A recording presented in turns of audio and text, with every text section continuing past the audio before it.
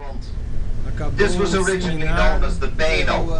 da Frontline, Today it is Dublin's Liberties sexta College. plataforma And it was within the Beano that young children were brought on a daily basis. They were given something to eat nos levando para and provided with a formal fazer education. tour aqui em All of the Dublin. red É brick buildings diferente to the do right Brasil. hand side of the bus No are all Brasil, part a of galera the Ivy leva para Trust. fazer tour na favela. Aqui não tem And families favela. sometimes as large Então as levando para 12 and conhecer a 15 cidade. members in the one family Acompanha aí. would have lived in these small apartments in Dublin City, all under the Ivy Trust Foundation, which was established in 1901. Now we're going to climb back up Patrick Street. You'll get a much better view of Christ Church Cathedral at the top of the hill to your right hand side. So if anybody wishes to take a photograph of the cathedral, we'll slow down at the very top of the hill.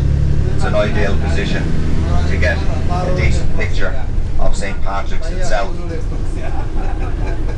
All of the streets around Christ Church Aqui você não vê still carro retain their original popular, Viking que nem no names. Brasil, Fusca. The Vikings had a Só carro tradition importado. of naming streets Aqui não tem pessoas morrendo to de reflect fome. the Cidade functions that they rica, actually carried país out. rico. So around Christ Church you have Corn Market, Wine Tavern Street and Fish Amble Street. And these areas sold wine, fish and traded corn during the Viking times.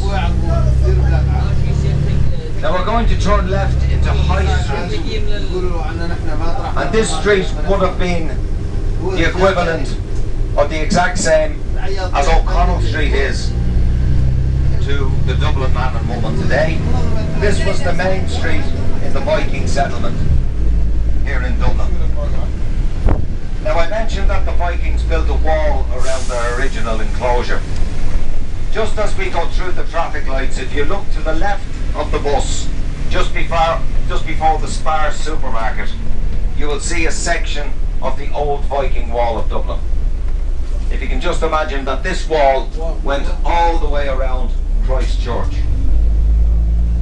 Once you lived inside that wall, you were protected by the Vikings. Outside of the wall, we are now in Dublin's Liberties. The church on our right hand side is the Church of St. Augustine and St. John. And if you look into the niches of the steeple of the church, you will see carvings of the 12 apostles.